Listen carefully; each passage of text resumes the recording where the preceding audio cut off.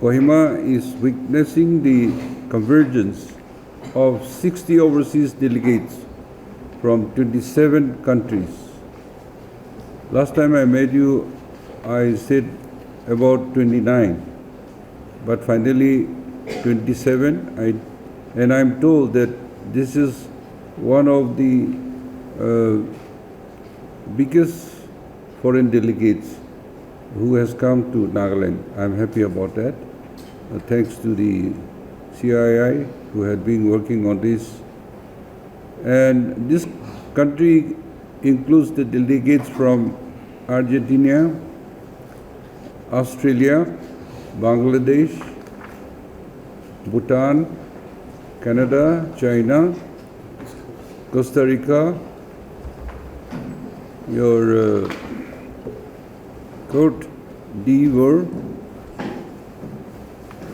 the Cuba, Estonia, Germany, Iceland, Indonesia, Ireland, Italy, Jamaica, Japan, Nepal, Nigeria, Panama, Paraguay, Romania, Russia, South Africa, Sri Lanka, Turkey, United Kingdom, and the United States. The diplomatic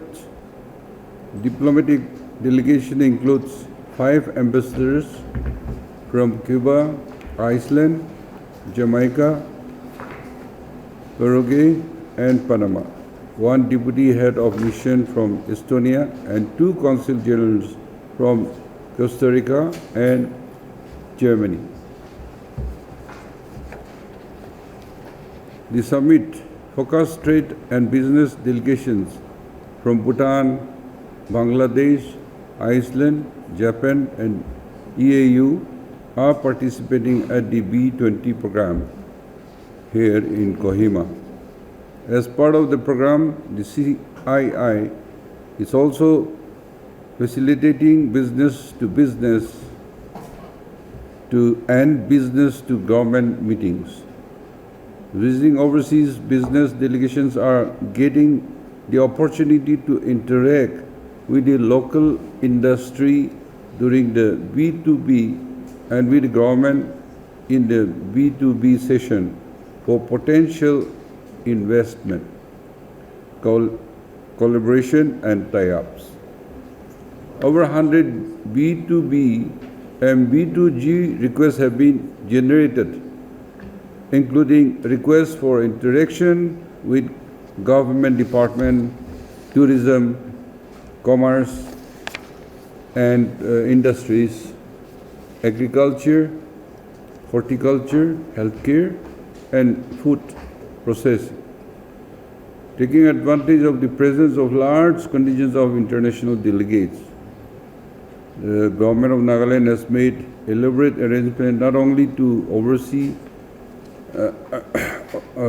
only to showcase investment and partnership opportunities in the state. Perhaps we know that Northeast India is having about more than 250 ethnic communities and also more than 200 dialects and indigenous knowledges. And this diversity is the strength of the northeastern India, and that was not properly explored in the past. Now under the Honorable Prime Minister Sri Narendra Modi ji, the northeastern India is used and he termed as a new engine for the growth of new India. So with all this potential, and this B20 is the rare opportunity to expose ourselves. Perhaps Nagaland is a land of festival, and over and above, it's a very interesting thing that the world's tallest rice plant is also located in Nagaland, and that was recorded in the Guinness Record Book. This is a proud of it, and that shows that that is the tip of the richness of our biodiversity. Endemic plants are there, endemic animals are there, mineral resources are there. We have to explore for the benefit of the people of the Northeast India. And for this, And also the present government of India, their principle is development delivery to the last mile. And in this last mile, what we feel is that all the border villages, the northeastern India is a very typical and strategic. It is surrounded by 5 the countries, and we are exposing only a few miles with connecting with the mainland. So knowing all these backgrounds, our Honorable Prime Minister is trying to improve our infrastructure. Earlier it was a landlocked area. Now it is a land link. We are linking all throughout the Southeast Asia. And that we have, we have in our natural gift that has to be explored scientifically, and that should be used for our economic growth. So in this last mile delivery, before the current budget session, we have discussed about the border villages. Our border villages all throughout the northeastern regions were not reaching the development, the fruits. So the present government is planning to have a border road. All weather border road will be constructed in the close proximity of the international the boundary line, and so that the border villages will make vibrant village with the border village tourism. The R is for our real estate business, the RE. The A is for our agri-business. Those are 4 main businesses in Godrej Industries. And the T is for transformation. How can we grow these businesses to their full potential? And the E is for emergence. So how can we incubate and create new business ideas? So while our consumer products business has been in the Northeast for an extremely long time, our agri-business is just now making its foray into the Northeast. In our agri-business, we have more than 50 plus manufacturing units across the different businesses. We're present in animal feed, aqua feed, crop protection, milk, value-added products, poultry and processed food, as well as palm oil. So in the Northeast, we have presence in animal feed, poultry and processed food, and palm oil. We currently have our facility for crude oil palm milling in Mizoram, and we're looking to expand to other Northeast states.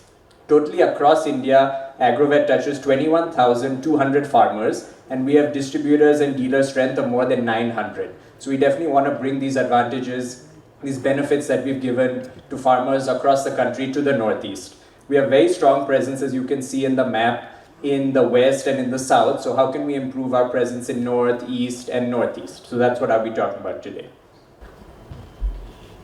Investment towards establishment of miniature erie spinning and reeling plant empowered looms can prove effective for utilization of the raw materials.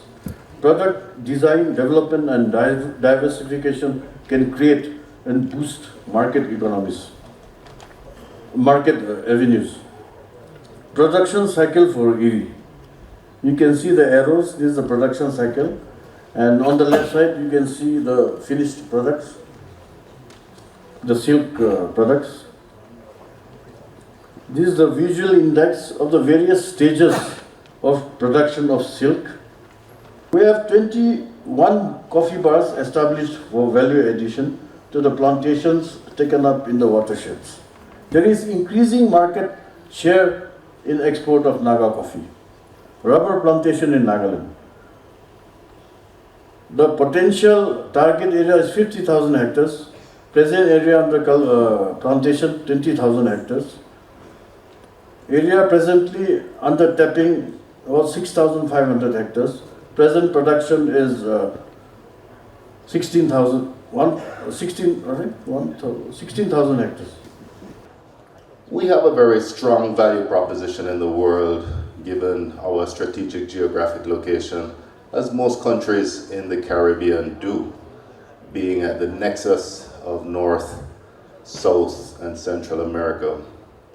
What sets Jamaica apart is the combination of this strategic geographic positioning with the endowment of an investor, business-friendly environment, replete with tremendous incentives and, of course, a very skilled highly adaptable and capable human resource.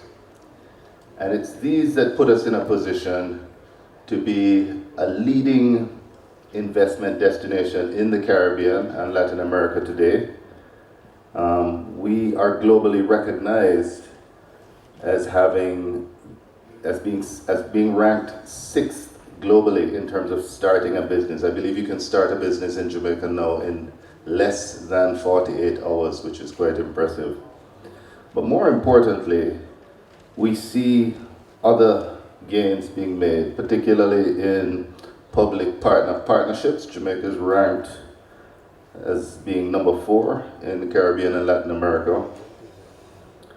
And of course, a very interesting little known fact is the prowess of the Jamaican Stock Exchange, which was actually rated by Bloomberg as the number 1 stock exchange in the world in 2015 and 2018, boasting a stock rally of 246%. I think number 2 was Vietnam at 76%. So this is testament to the type of environment that we're in, the type of business acumen that we possess, and where we're headed as a people. So in terms of the key strategic sectors for investment, we are focused in agribusiness, energy, creative industries, infrastructure, logistics, manufacturing, outsourcing, which of course BPO, and we're the leading BPO destination in the Caribbean, and tourism, which is where we see such great commonalities with Nagaland. We have so much in common in that regard. In spite of the huge difference in size and population, Iceland and India, Iceland and Nagaland have many things in common. As one of our poets put it, the heartbeat of the people is the same all over the world. And this applies to all of us. I'd like to highlight a few matters that we have in common. And firstly, the global cooperation on sustainability and creating a sustainable future for all, according to the Sustainable Development Goals.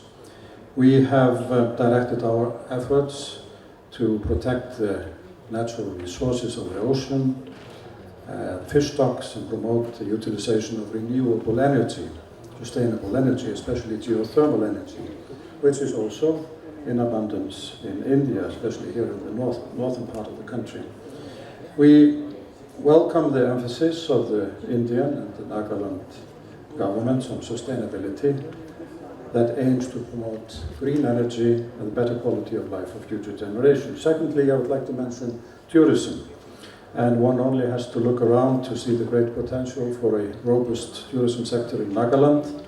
And it is a wonderful tourist destination, and especially for the concerned and nature-loving visitor who is respectful of the culture and the nature of the country he or she is visiting. Thirdly, I would like to highlight innovation, which lies at the heart of the policies of our government, but clearly also at the policies of the Indian government and the Nagaland governments. We would like to explore opportunities that lie in the health sector, software development, green technology, the creative sector, cultural tourism, of course, and specialized products and nature products. Both our countries are innovative countries, despite the difference in size, with a strong technical infrastructure, education system, research and development institutions, and also a great support for gender equality. But first and foremost, we have people with good and new ideas. Thank you. Cuba is a Latin American country, is the largest island in the Caribbean, very far from here, more than 15,000 kilometers. But this has never been an impediment for Cuba and India to be very close, to develop a long-standing relationship based on the feeling of friendship, the cooperation, dialogue, and also the admiration. We have a very important, a very intensive, high-level exchange of visit. We have a very important political dialogue, and a very important, of course, cooperation in the field of the in the multilateral and international arena. Very briefly, I would like to refer to some sectors in our economic relations. We consider India a strategic partner for Cuba in our plan to change the energy matrix. We are developing 4 big economic projects in the field of renewable energy, in the field of wind energy, solar energy, and biomass energy. Also, I would like to mention the biopharmaceutical industry, which is perhaps the most dynamic sector during the last 25 years in our economic relationship. Cuba, as well as India, has a very important biopharmaceutical and biotechnological industry. Just for example, I would like to mention that the only one Latin American COVID vaccine is Cuban, which has been very effectively applied not only in Cuba but also in many countries, and not only in Latin America but also in Asia and even in Europe and Africa.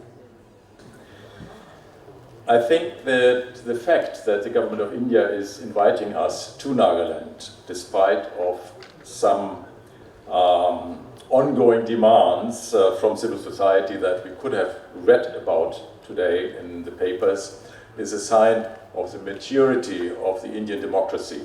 And it is really good that we are here and that we are reading and learning from the Nagas about the situation here and about the ongoing negotiations and about the will on all sides to find solutions for that. For us as Germany, it is clear that the rule of law has to prevail and that it is a very good basis for solving conflicts, probably the only basis for coming to lasting solutions. And that is the case everywhere, domestically, but also in international relations. In international relations, also in the ongoing Russian war of aggression against Ukraine, and that has to be resolved according to and in full respect of international law, including the UN Charter. I think our leaders have said it very well in the Bali Declaration. They said, today's era must not be of war. That is something that we have to reach for. Now, if you look around 20 years back, it was all about pagers, that we see in serial movies or in TV serials, that one bip, bip, bip, on a doctor's pouch, and you'll say, read a message, and they'll run to the operation theater. And after that came the 2G. The 2G enabled you to speak while you're on the move. The 3G enabled you to speak to someone, seeing him or her, the video calling services. The 4G enabled the quality of service, wherein you have the HD video quality, the YouTube, the quality of voice calling with video, the emergence of the social media network with lots of content, whether it be Facebook, Instagram, Twitter, WhatsApp, and whatnot. So I would rather say that the way the IT has penetrated into our life is really fast and furious. I'm not talking about cinema, the movie of Fast and Furious, but I'm talking about the IT which is fast and furious. It has come so fast. If you think about just 10 years back, you'll see the change that has swept through.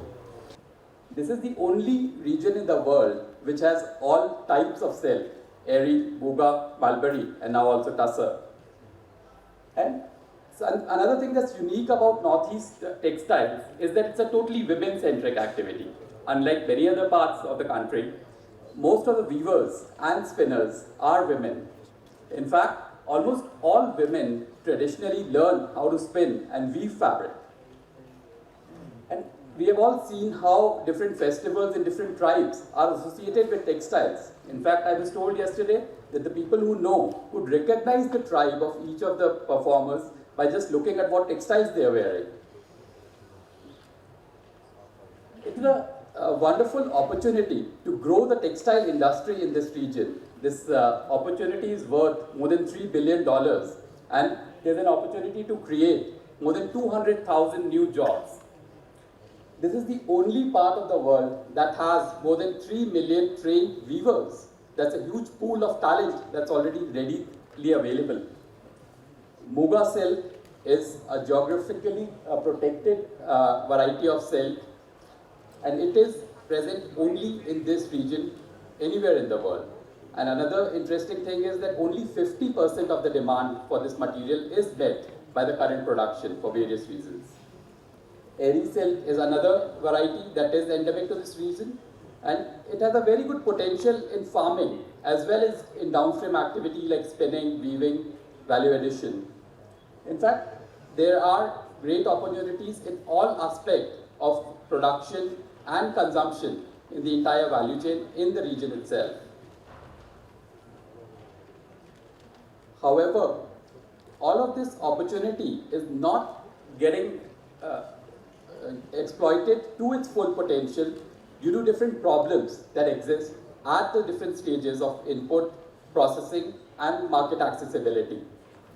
As a result of which, although there are a large number of people who are engaged in textile production activities, but it is not the prime or main vocational activity for most of them. In fact, the average person in the textile industry only manages to do this work for less than 5 months in a year. The average income during these months is extremely low. It stays below 5,000 rupees monthly.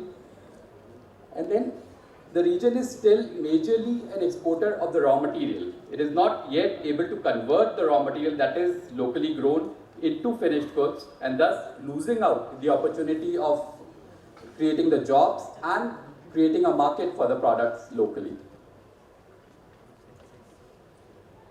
Our company, Resham Sutra, is working with the vision of building local farm to fabric value chains, and we create a sustainable livelihood and financial independence for the rural producers through this process. And we do this through innovations in green technologies, with value chain integrations, and with digital interventions for the producers. Environment, and there is a special details for the G20 guests all over, in beginning from the hotel, from the transportation, from the people that is surrounding us. I feel very special, thanks for that. And also I feel very commonly associated to what I feel in Panama. When I was in the airplane, I was expecting to see more green than what I see in Generali, that is my house right now. And I do see green. I do feel very special because my country is full of green also. So I think we have a couple of things in common, and I'm going to mention. One of the things is that we are very small. Panama is the size of Assam, more or less. So you can have an idea. And we enjoy, admire, and culture in all we can the forest and the preservation of the woods and all that is green. Panama, it's a carbon negative process. Carbon negative country. So this means that 60%, 63% of our forest and of our lands, it's all forest. So we have a very pure air, just like Nagaland, and beautiful skies.